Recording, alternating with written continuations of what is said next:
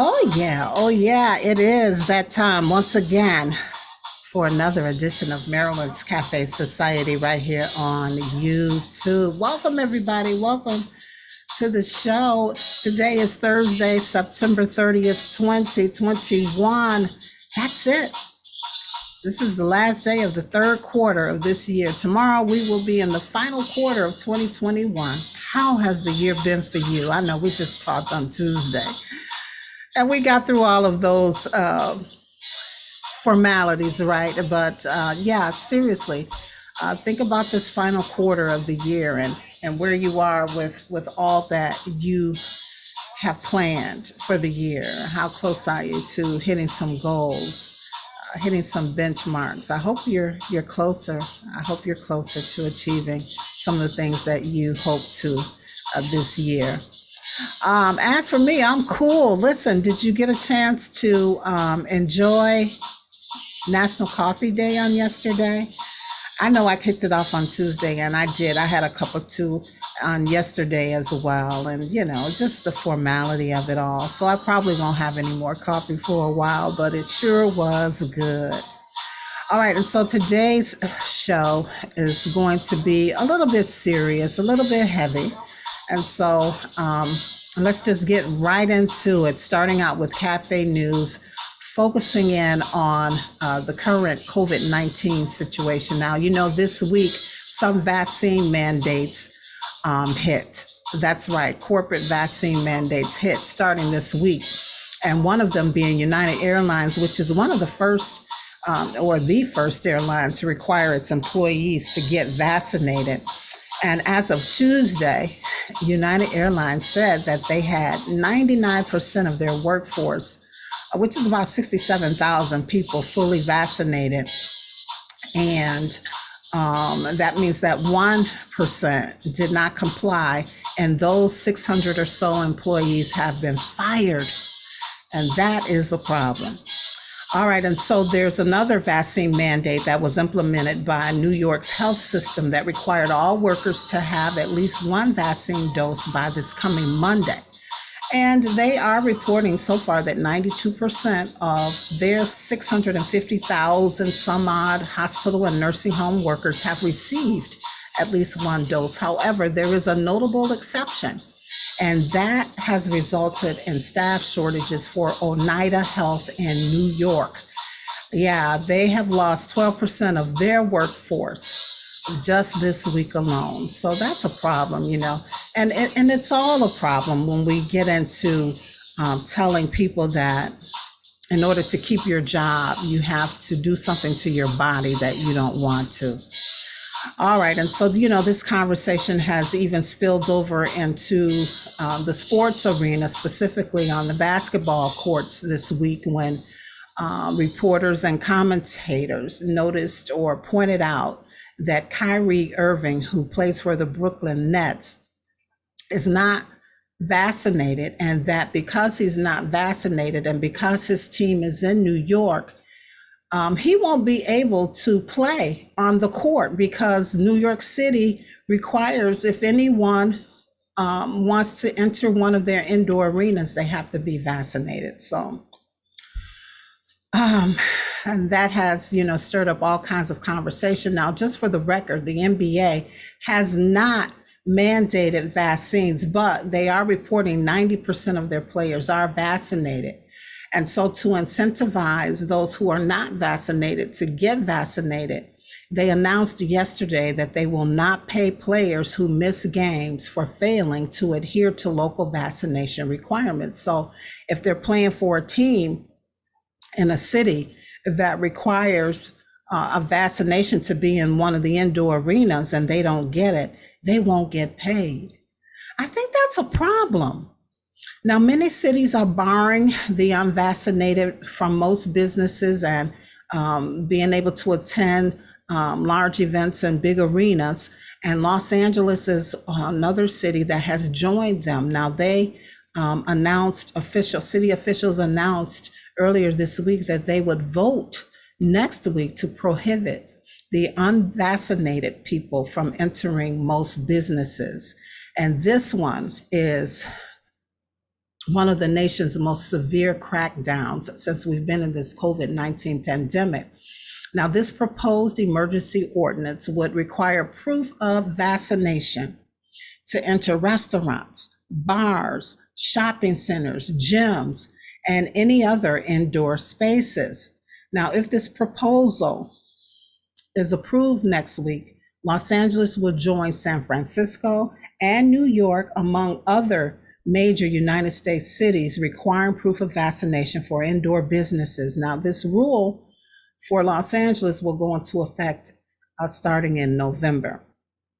Also joining in all of this is YouTube. Yeah, even YouTube has announced that it is banning harmful vaccine content from the platform.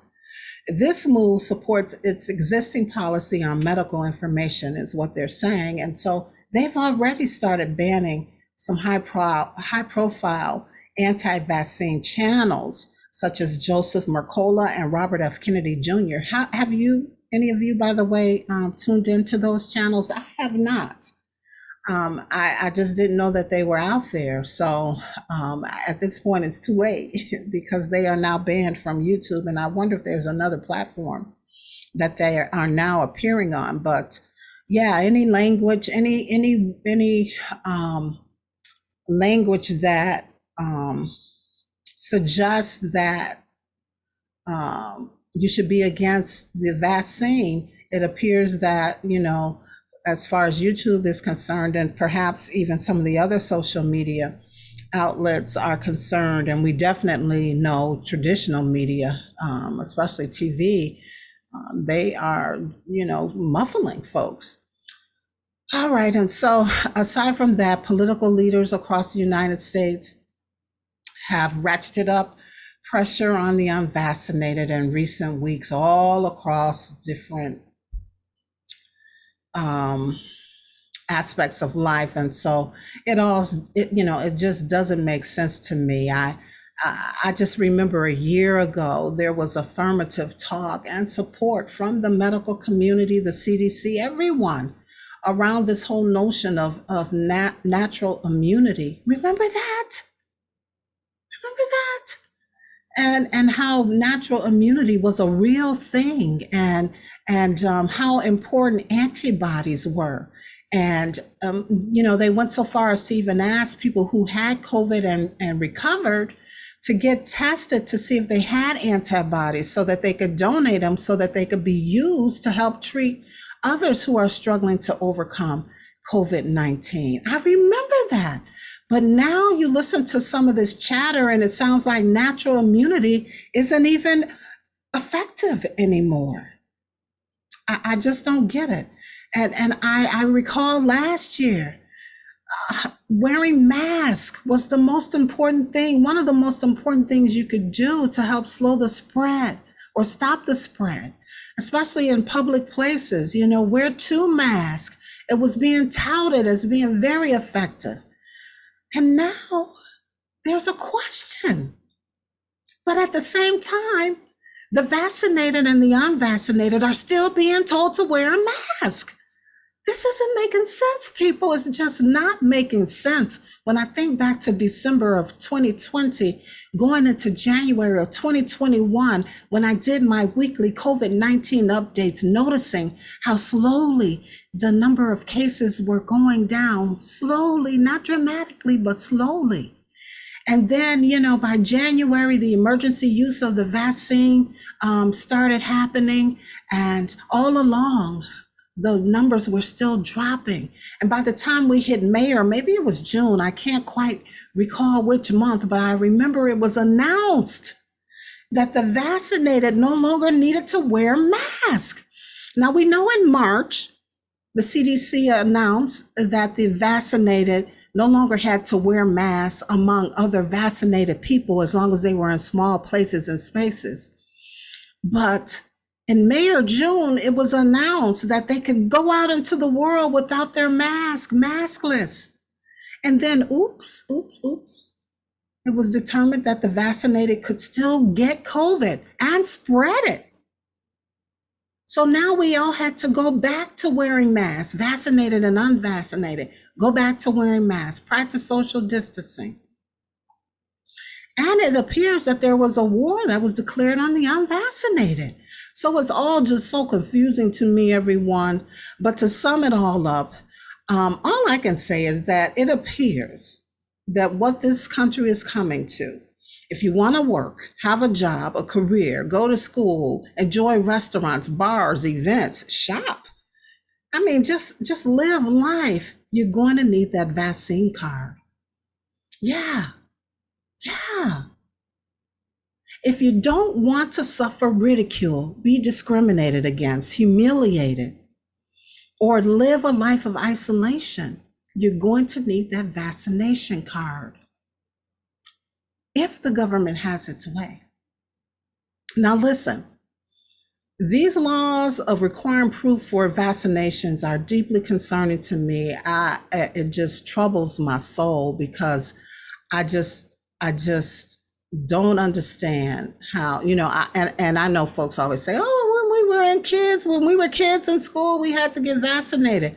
Listen, we are fully grown adults now. And so if some people make the choice not to get the vaccine, that's their choice. You should not be forcing folks to get this vaccination, especially when there's so much confusion surrounding it. And to go so far as to say, you will not get a job, you will not make money, you cannot enjoy life until you do it. Something is terribly wrong with that, everyone. Not only is it unconstitutional, but it's immoral. And I rebuke it. I rebuke it. I rebuke it. This is not a government that is a dictatorship. And so I really think that those in leadership need to rethink what they're doing. Now, some of them are being sensible and saying, all right, if you don't get the vaccination, you're going to have to occasionally take the test and test negative for COVID-19, and you are going to still be required to wear your mask, which the vaccinated and the unvaccinated are anyway. Or if, in other cases, we're hearing that if there's a religious reason or a medical reason why you can't get the vaccine, then so be it. But to be just shoving this and ramming this down people's throat is wrong. And I've said my say. I'm done. But I do pray that everyone continues to stay safe and be well, everybody. Now, we're just going to segue into some other news. Speaking of our government and leadership, it looks like Congress is still wrangling over the debt ceiling, the bipartisan infrastructure bill, and the Democrats' $3.5 trillion budget package. And time is running out for these lawmakers to pass a bill to avoid a shutdown that will happen, I believe, midnight tonight. Now, if all goes well today, the Senate is expected to approve legislation that would fund the federal government, I believe, into early December, with the House likely to vote for the measure following the Senate's vote. So we're crossing our fingers, almost positive, 100% positive that part is going to at least happen. But listen, this was some more news that kind of made my antennas go up. Included in Biden's proposal is a plan to double the size of the IRS so that they can begin auditing all Americans' bank accounts that are holding more than $600. What? You all know, I don't talk like this. This isn't me. I am just shocked. Now, I don't know. The purpose I believe I read that the reason for this was to monitor the wealthy and how, where they're getting their money from and whether all of their money is being accounted for and taxed. You mean the wealthy can have as little as $600 in their banking account? It doesn't make sense. Let's continue on. Now, also in the infrastructure bill includes a pilot plan to charge Americans a national fee for driving. That's right. It'll be a per mile travel tax. And what I read was the reason for this is, as more and more electric cars and alternative vehicles hit the roads and the market, eventually these gas fueled cars that we drive are going to dwindle away or go away. And so the government will need to find a secure way to make up for the lost revenue from gas fuel taxes. That's right. Once everyone has an electric car, there will be no need to go to a gas station and fuel up, which means there will be no more gas fuel tax, which generates billions of dollars for the government to improve roads and do all that stuff that they do, right? So when they lose that revenue, they're going to have to come up with another way to bring in revenue. And so this travel fee is a proposal that they want to test out, a pilot program that they're going to test out. I think it's going to cost $100 million or more to test it out. There's going to be volunteer drivers who will get this tracker placed on their vehicles for the next couple of years, and to make sure that, the tracker calculates the distance traveled correctly and all of that, make sure that the data that is being sent to wherever it's being sent to is happening right. It's just all very complicated. But the opponents of this plan are concerned about the privacy violations of Americans. When we get to that point where this may be a reality, again, a device will have to go on everyone's vehicle, and the device will be registered to individuals, and it will be tracking your miles, your travel miles, so that they can figure out how much tax to charge you. And so they're concerned about the privacy violations, and this one doesn't sit well with me either. I just have to be honest. But yeah, it's a real thing, everybody, and it's a real possibility. So we'll see. And I guess that's what some of the haggling is about with these budget plans and the infrastructure bill that they're trying to get passed. So we hope that they work it out and do what's right for the American people. We need to have still have some semblance of privacy, right? All right. Well, let's shift gears and look at some other news. Now, Macys is in the news for some good reasons and controversial reasons. The first one is that they reported that the chain has smashed their Q2 earnings and credit their digital customers for 41% of its 5 million new shoppers last quarter. So go Macys. Now, the other reason that they're in the news is because they're suing the ad agency that owns the billboard on the iconic Herald Square store. I think that's a flagship store, if I'm not mistaken, which of course has featured the Macy's logo since the 1960s. Yeah, this billboard on Herald Square, on the Macy's Herald Square store, has had Macy's logo on it since the 1960s. And so something has happened that has caused Macy's to want to sue this agency. Well, they're suing the Kaufman organization in an effort to stop them from allowing Amazon to advertise on that iconic billboard. Does that make sense? How could they do that? Macy's store is right there in the Herald Square building. And atop of the Herald Square building is the billboard with the Macy's logo to advertise the Macy's store. However, this particular ad agency is entertaining the idea of allowing Amazon to put its logo there. All right, well, Macy's argument is that an ad from a company like Amazon would damage the customer goodwill, the image, the reputation, the brand, right? This is all according to the paperwork that was filed. Now, Macy's also has reminded Kaufman that in its original lease, it stated that other retailers were indefinitely barred from advertising on that particular sign. So it sounds like Macy's has this one wrapped up. I hope they win it. I'm not anti-Amazon. I just think that that's a huge contradiction to have the Macy's store in that building, but yet you're advertising another retailer on the sign that's attached to the building. It just doesn't make sense. And then, of course, you may be violating the original lease where you said that other retailers were indefinitely barred from advertising on that sign. So I think this is a win for Macy's. All right.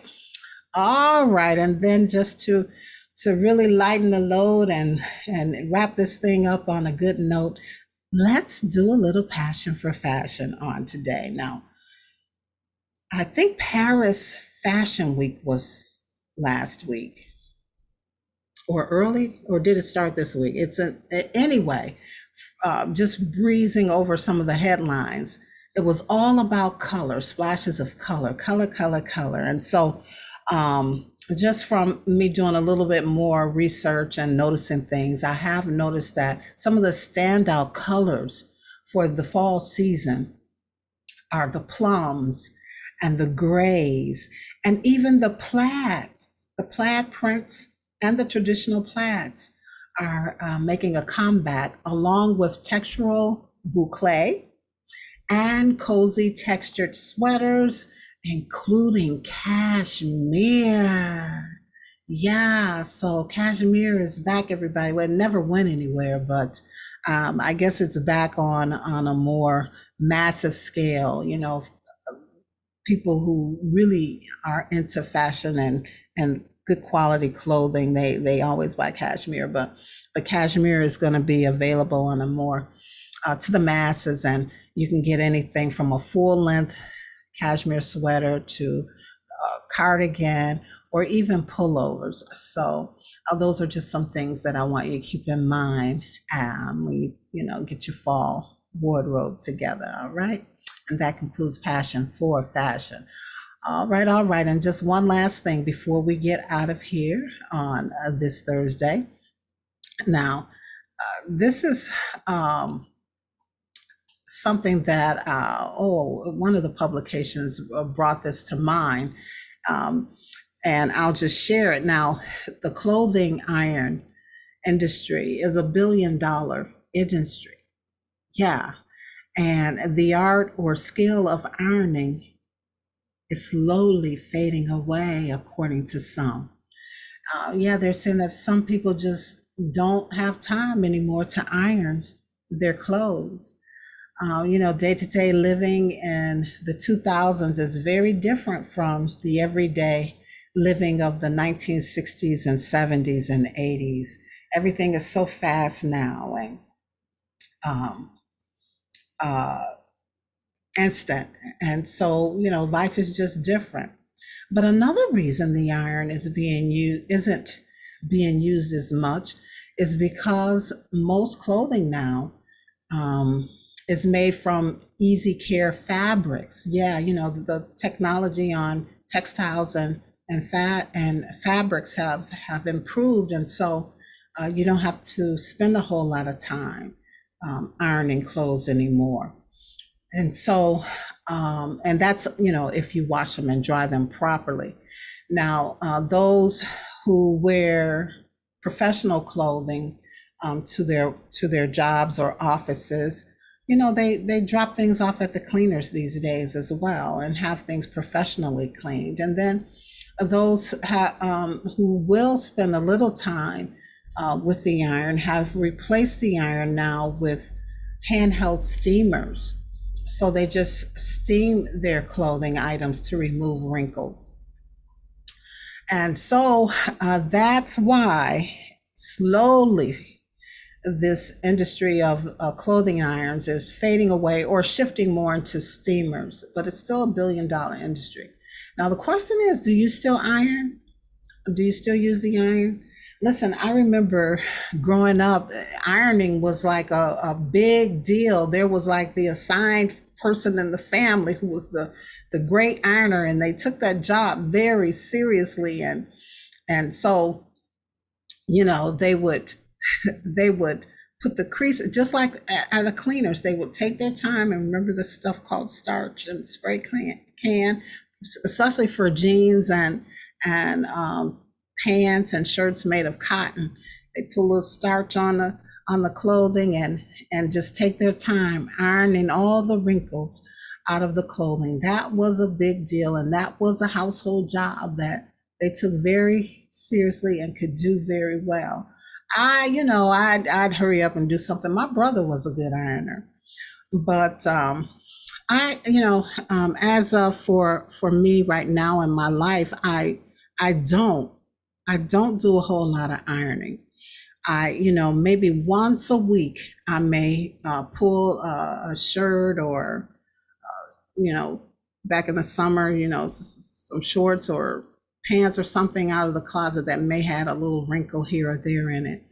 And I'd use the iron just real quickly to knock that wrinkle out. But to just have a full-fledged job of ironing, I haven't done that in years. And like I said, in my family, I wasn't the one anyway. I would do it if asked, but my brother was good at doing it, and of course, my parents were. All right, so I just thought I'd add that in there just to lighten the load as we close out the show. Remember, this is the last day of September, so there's one more day to use our word for the month, which is salubrious, meaning healthy and restorative and giving health. So make sure that we use that word today. And then next week, we'll announce the new word for the month of October. All right, all right. And so we're still, of course, looking for individuals who'd like to support our countdown to Christmas giveaway that's going to start next month as well. Send an email to producer@marilynscafesociety.com. All right, and we'll be sure to get the information to you. Also, if you have show ideas or you want to be a guest on the show, producer@marilynscafesociety.com. Also, if you want Mondays with Marilyn email, send an email saying to put you on the Mondays with Marilyn email blast. It's just a 1 or 2 sentence blast of inspiration and motivation to help get you going for the week. You can send that email to Marilyn's Cafe Society @yahoo.com.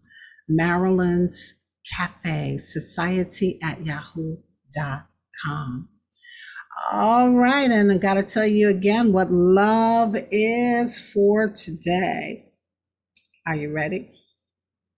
Love is choice.